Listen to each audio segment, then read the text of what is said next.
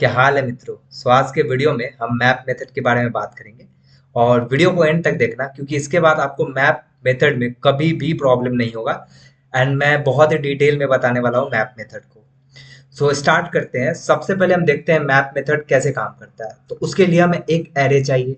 ठीक है, तो हम एक एरे बना लेंगे। हम एक एरे बना लेते हैं। ठीक है, इस एरे के अंदर कुछ वैल्यूज डाल देते हैं। आई होप यहाँ तक तो आपको समझ में आएगा। हमने सिंपल एरे बनाया है। उसके बाद हम इस एरे पे मैप मेथड को अप्लाई करेंगे। कैसे करेंगे? उस एरे का नाम लिखेंगे, डॉट लिखेंगे और मैप लिख देंगे और इस तरीके से पैरेंथेसिस लगा देंगे। इस पैरेंथेसिस में क्या देंगे? हम एक कॉल बैक फंक्शन देंगे। इसका मतलब कि आप इसके अंदर एक कॉल बैक फंक्शन पास कर सकते हो। अब कॉल बैक फंक्शन अगर आपको नहीं पता है तो आई थिंक आपने कॉल बैक फंक्शन के ऊपर वीडियो छोड़ दिया है, आपने लेक्चर नहीं देखा है मे बी, बट स्टिल मैं यहाँ पे बता देता हूँ। अगर आप कभी भी आर्गुमेंट के अंदर कोई फंक्शन पास करते हो ना तो वही उसी को हम कॉल बैक फंक्शन कहते हैं। जिस इसका मतलब ये है कि मैं यहाँ पे बाहर में एक फंक्शन बना सकता हूँ और उस फंक्शन को इसके अंदर पास कर सकता हूँ। That's it. अगर आप चाहते हो कि मैं बाहर फंक्शन ना बनाऊं, मैं अंदर ही फंक्शन बनाऊं, तो आप किसका इस्तेमाल करोगे? आप इस्तेमाल करोगे एरो फंक्शन का। आई होप आपको एरो फंक्शन भी क्लियर होगा, क्योंकि अगर आप arrow function, call back function इस सभी को मिस करके आ रहे हो तो प्लीज आप उसको जरूर देखें। फिर आपको बहुत ही प्यारे तरीके से समझ में आएगा एक चीज। देखो, अब कॉल बैक फंक्शन बनाने के लिए हमने अंदर में एक कॉल बैक फंक्शन पास कर दिया। That's it. अब जो भी होगा ना वो इसी के अंदर काम होने वाला है।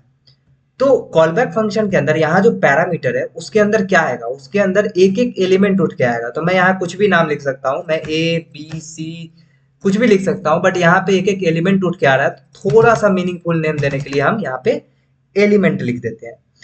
अब मैं चाहता हूँ कि ये जो एलिमेंट है ना, ये एलिमेंट है उसको मैं कंसोल कराऊं, उसको मैं कंसोल कराऊं। अच्छा, इस पे मैं ऑपरेशन करके भी दिखाऊंगा, कुछ अलग अलग ऑपरेशन। तो डोंट वरी, इसके बारे में हम अभी डिटेल में बात करेंगे और ये भी मैं बताऊंगा कि फॉर ईच में और मैप में क्या डिफरेंस है।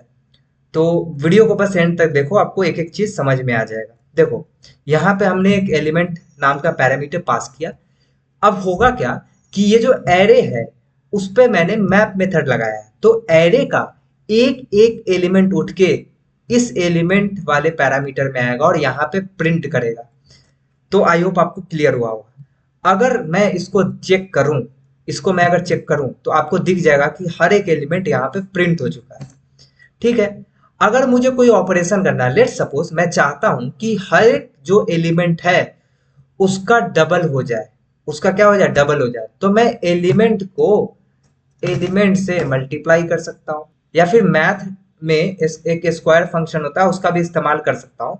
मैंने यहाँ सिंपल मैं रखता हूँ कि मैंने एलिमेंट को डबल मल्टीप्लाई कर दिया। तो पहला 16 हो जाएगा, 25 हो जाएगा, 49 हो जाएगा और इसी तरीके से चलता रहेगा।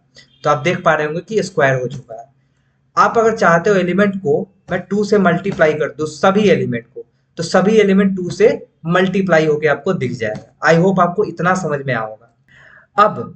अब आगे बात करते हैं कि मैप मेथड को अगर हम चेक करें तो मैप मेथड रिटर्न करेगा एक एरे। जो भी आप इसके अंदर काम करोगे ना वो रिटर्न करेगा। तो मैं एक काम करता हूँ, इस रिटर्न वैल्यू को यहाँ पे ले लेता हूँ। सिंपली रिटर्न वैल्यू नाम से एक फंक्शन वेरिएबल बनाता हूँ जिसके अंदर जो भी रिटर्न होगा यहाँ से मैं क्या करूंगा? रिटर्न करूंगा। मैं यहाँ से रिटर्न करूंगा तभी तो इस रिटर्न वैल्यू में आएगा। तो रिटर्न करूंगा किसको? ये जो एलिमेंट आ रहा है ना, यहाँ जो एलिमेंट आ रहा है ये एक एक एलिमेंट उठ के, उसका मैं चाहता हूं कि 2 से मल्टीप्लाई कर दूं और उसको रिटर्न करूं। तो जैसे ही ये काम होगा आपको रिटर्न वैल्यू के अंदर सबका मल्टीप्लाई 2 से होकर आपको एक एरे मिल जाएगा। अगर आपको प्रूफ चाहिए तो मैं यहाँ पे कंसोल डॉट लॉग कराऊंगा और रिटर्न वैल्यू को मैं सिंपली प्रिंट करके आपको दिखा दूंगा कि आखिरकार इसमें एरे आ रहा है या नहीं। तो देखो, जैसे ही मैं चेक करूंगा आपको ये 2 से मल्टीप्लाई होके, एक एक एलिमेंट 2 से मल्टीप्लाई होके आपको इस रिटर्न वैल्यू में मिल रहा है। तो आप देख सकते हो एरे के फॉर्म में दिख रहा है। ठीक है, तो आपको मैं ये बताना चाहता हूं कि मैप और फॉर ईच में क्या डिफरेंस है। फॉर ईच भी तो यही कर रहा था, लेकिन आप बहुत ही ध्यान से समझना, इसमें रिटर्न कर रहा है यानी कि इम्यूटेबल है मैप मेथड, यानी कि ये कुछ नया एरे रिटर्न कर रहा है।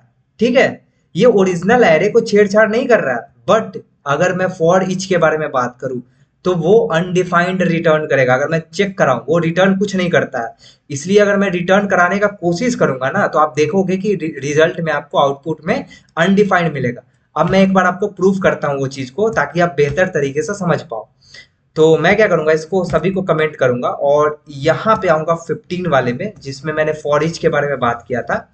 और सिंपली मैं क्या करूंगा, इसको उठा लेता हूँ, इसको उठा लेता हूँ, कॉपी कर लेता हूँ और यहाँ पे मैं पेस्ट करके आपको दिखाना चाहूंगा कि आखिरकार ये रिटर्न करता है या नहीं करता है। तो मैं क्या करूंगा, सिंपली एक रिटर्न वैल्यू नाम से वेरिएबल बनाऊंगा जिसके अंदर आएगा। अब देखो यहाँ कुछ भी आप नाम रख सकते हो, मैं थोड़ा सा मीनिंगफुल नाम रहे इसलिए मैं रिटर्न वैल्यू रख रहा हूँ। और यहाँ पे एरे होगा और उसके बाद मैं यहाँ से क्या कराऊंगा, रिटर्न कराऊंगा 2 मल्टीप्लाई बाई आइटम।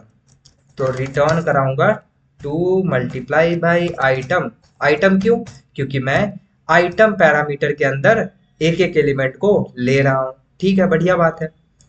अगर मैं चेक करूं इसको कंसोल करा के, किसको, रिटर्न वैल्यू को, तो आप देख पाओगे कि ये अनडिफाइंड आपको देगा। यहाँ पे चेक करो, अनडिफाइंड दे रहा है।